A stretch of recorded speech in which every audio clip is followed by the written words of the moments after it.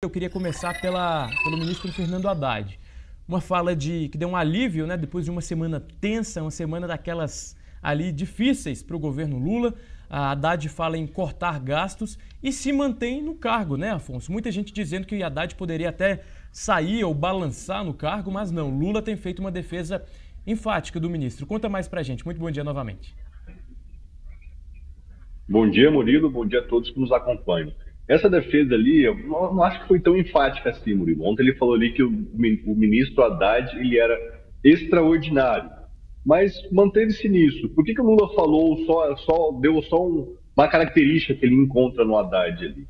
Porque ele ainda está avaliando o cenário, o que o Haddad está apresentando de fato depois que anunciou que era necessário ter cortes, né? Teria que fechar a torneira do governo ali para poder conter as contas públicas. O Haddad passou por dias difíceis aí, né? Até sugeriram a troca dele pelo Mercadante ou por outros nomes, Aloysio Mercadante, que hoje é presidente do BNDES. Só que essa troca não foi feita e não vai ser feita tão cedo por conta da reação do mercado. O mercado está feliz com o Haddad? Não está 100% feliz. Mas vamos lembrar, no ano passado o Haddad era o principal articulador político do governo e foi ele quem conseguiu aprovar as questões econômicas importantes ali que eram necessárias para o governo. Esse ano ele se desgastou um pouco, principalmente nas últimas semanas, quando teve o envio da MP, que a oposição acabou chamando de MP do fim do mundo, né? E essa MP não foi bem recebida pelo Congresso, parte dela foi devolvida ali pelo presidente do Congresso Nacional, Rodrigo Pacheco, e então tem essa discussão toda aí se o Haddad ficaria no cargo ou não, mas ele está mantido pelo Lula. Esse movimento todo demonstrou que quem está forte mesmo no governo ali é o ministro Rui Costa. Não sei se você já reparou ali, Murilo, que sempre que fala que alguém está balançando no cargo, o Rui Costa está por trás, ou ele negocia com um, negocia com o outro.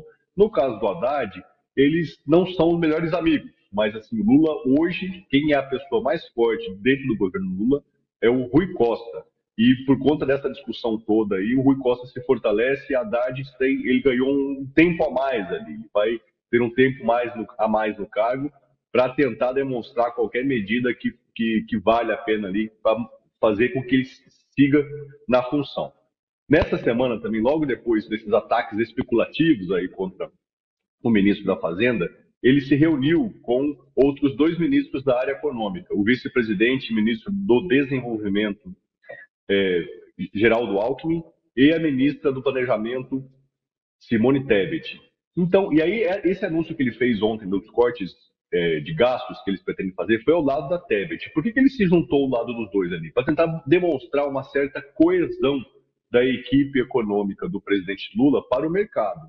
E a reação até o momento foi positiva, né? Teve esse elogio do presidente Lula e alguns empresários gostaram de ver essa união ainda que assim demonstrada na frente das câmeras, né? Vamos esperar para ver o que vem aí pela frente ainda, Murilo.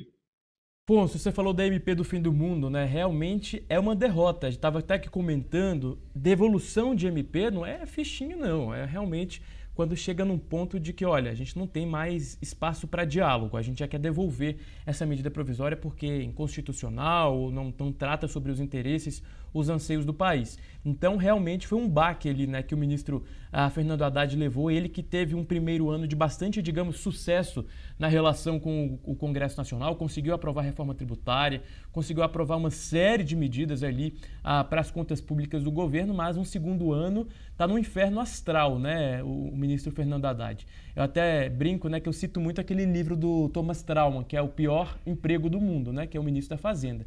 E aí o Thomas Trauman, Afonso, publicou no Twitter essa semana o pior emprego do mundo, volume 2, porque tivemos Paulo Guedes, Fernando Haddad, então tem muita história para contar aqui sobre esse pior emprego do mundo. Mas então, Afonso, daqui para frente, você acredita que o governo tem esse recálculo de rota, se apegando mais, por exemplo, a visões como a de Simone Tebet, que inclusive falou sobre a desvinculação do salário mínimo, né, ali em relação às aposentadorias? Você acredita que a visão vai ser um pouco mais calibrada, de menos gastos e mais rigor e equilíbrio fiscal?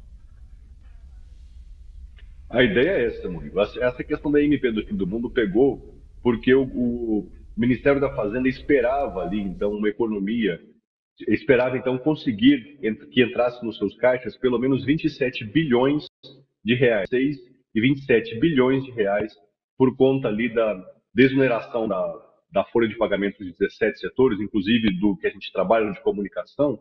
O governo precisou então trazer algumas novas medidas. Essa MP do fim do mundo seria então para conseguir de outras maneiras, que não pela compensação da reoneração da folha de pagamento, conseguir 26, 27 bilhões de reais. Mas as contas ali do Senado estão apontando que o governo vai conseguir, pelas novas medidas que o Senado mesmo está apresentando, o Senado quis apresentar ali por meio do líder do governo, Jacques Wagner, que vai conseguir 10 bilhões de reais a menos, ou seja, 17 bilhões de reais.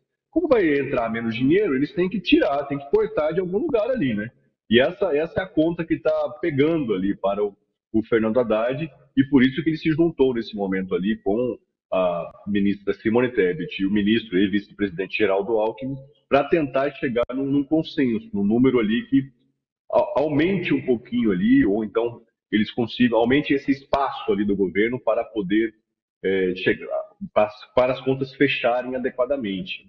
Então eu concordo contigo, é possível aí que a Simone Tebet consiga aprovar ali, consiga que a sua vontade seja aceita pelos demais ministros, ainda que em parte dela.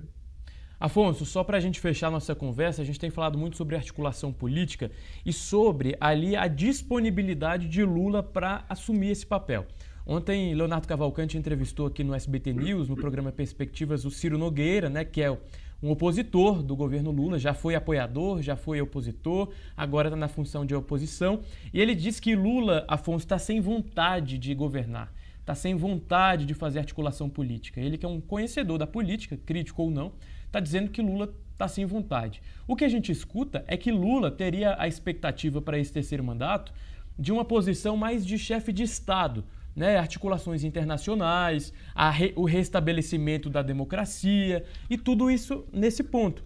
Só que Lula está fazendo uma tarefa de articulação política, né? Porque seus articuladores, como Padilha, Rui Costa, não têm, na avaliação do Palácio do Planalto e do Congresso, conseguido alcançar os objetivos ali elencados, né, Afonso? Não sei se você tem essa visão também, se você acredita que Lula ele agrega, né, essa possibilidade de articulação e se ele estaria disposto ou não, né, pelo que ele tem dado esses indicativos. Pois é, agregar ele agrega, sem dúvida. Você pegar Lula 1 e Lula 2, os dois primeiros governos dele, ele fazia muito essa articulação. Ele se reunia com deputados, com senadores de todas as correntes ali, principalmente os governistas, claro.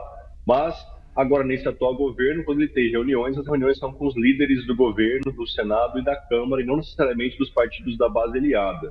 Ele sinalizou, a gente até entrevistou também recentemente o líder do governo no Senado, no Congresso Nacional, o senador Randolfo Rodrigues, e ele citou isso, que essas reuniões aconteceriam, que ele traria partidos da base aliada para a conversa, mas ele ainda não trouxe. Ele, por enquanto, está se reunindo ali só com o Randolfo Rodrigues, com Jacques Wagner e com José Guimarães.